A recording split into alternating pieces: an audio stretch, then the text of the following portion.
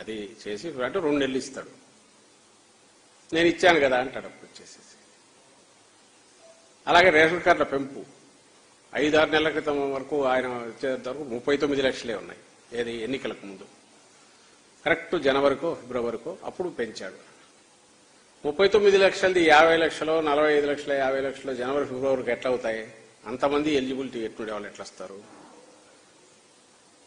లేదు. ఆయన కండిషన్ సప్లైలో జగన్మోహన్ రెడ్డి గారేమో అర్హత ఉన్న వాళ్ళకు శాచురేషన్ బేసిస్ మీద జల్లెడబట్టి మరీ వెంటాడి ఇస్తే ఈయన జల్లెడబట్టి తీసేసే వాళ్ళని తీసేసి 1 కోటి మందికి 10 మందికో 1 కోటి మంది 50 లక్షల మంది ఉంటే 100 మందికో 10 మందికో ఇట్లా ఇచ్చేసి ఇదిగో నేను ఇచ్చాను. అది కూడా ఎప్పుడు లాస్ట్ సీజన్ అయిపోయే టైంకు.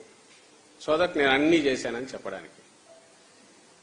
ఇంత ఓపెన్ గా బ్లాటెంట్ గా బరి తెగించి కంటిన్యూస్ గా నేను మోసం చేయగలను అనుకోవడంతో పాటు 2-3 సార్లు మోసం కూడా చేశాడు కాబట్టి మళ్ళీ ఆ ధీమా పోయినట్లే అనుకుంటే నాకు ఈరోజు ఇది కనిపించింది. ఇక్కడ ఎక్కడ 1 కోటి మందికి ఉపాధి అని. ఎప్పుడు ఇది? 1999లో. దీంట్లో కూడా ఉంది 5 ఏళ్లలో 35 లక్షల ఇళ్ళంట.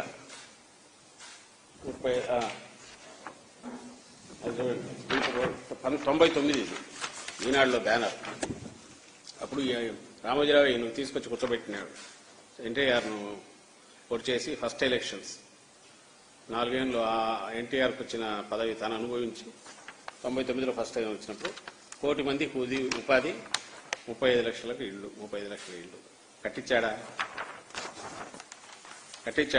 ఈయన లెక్కలుగా చూస్తే ఈ వేళకు అసలు రాష్ట్రంలో జగన్మోహన్ రెడ్డి గారు అసలు 14-19 మధ్య ఈయన నేను కట్టించాను చేశానంటే నిజమైతే 31 లక్షల ఇళ్ల స్థలాలు ఇవ్వాల్సిన అవసరం ఏమొస్తుంది జగన్మోహన్ రెడ్డి గారికి?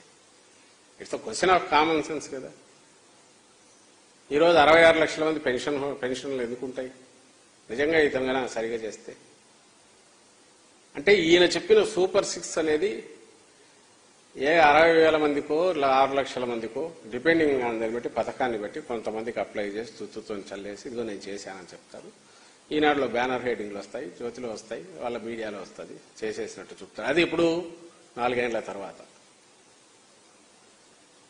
ఈరోజు మళ్ళీ ఈ అబద్ధపు హామీలు ఎత్తుకొని వచ్చాడు. సేమ్ పెన్షన్లు 3,000 రూపాయలు. జగన్మోహన్ రెడ్డి గారేమో ఇంకో పక్క ఆయన ఆ రోజు అన్నది రాగానే చేసిండొచ్చు 3,000 రూపాయలు. కానీ ముందే చెప్పాడు దశల వారీ గారి. ఎందుకు? కష్టం అనేది తెలుసు కాబట్టి 2,000 నుంచి 3,000 ఖచ్చితంగా చేస్తూ వచ్చాడు. ఈరోజు మేనిఫెస్టోలో కూడా నేను గుర్తు చేస్తున్నా 3,000 నుంచి 3,500 ఏదో 2 విడతల్లో అని చెప్పొచ్చు. చాలా మంది అదే సజెస్ట్ చేశాం.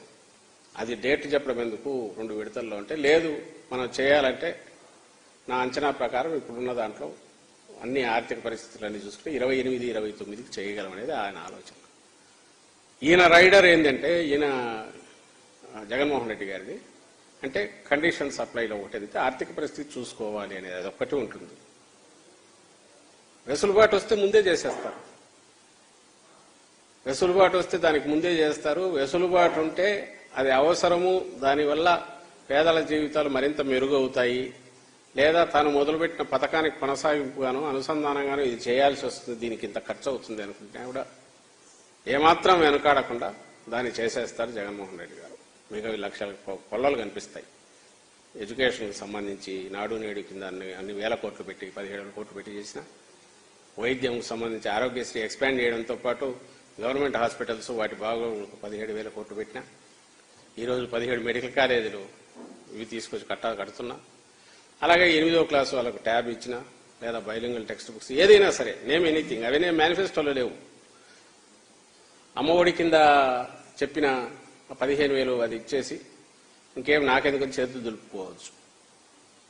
కానీ దానివల్ల ఒక్కదానివల్ల ఉపయోగం ఉండదు, ఇవన్నీ చేస్తేనే దీని పర్పస్ సర్వ్ అవుతుంది అనుకుంటారే ఇది చేస్తూ వచ్చాడు. ఇది జగన్మోహన్ రెడ్డి గారి లక్షణం. అలాగే ఇప్పుడు పెన్షన్ కూడా అప్పుడు ఇవ్వగలమని అనుకుంటున్నాడు. అనుకోని విధంగా ఆర్థిక వ్యవస్థ బాగా పుంజుకొని మరింతగా ఆదాయం పెరిగితే మేబీ ముందు కూడా ఆయన చేయొచ్చు. దీనికి ఒకరు చెప్పాల్సిన అవసరంలా. ఎందుకంటే ఆయనకు తెలుసు ఇప్పుడు రైతులకు ఇవ్వాలనుకున్న ఇది కానీ పేదలు, అందులోనూ వృద్ధులు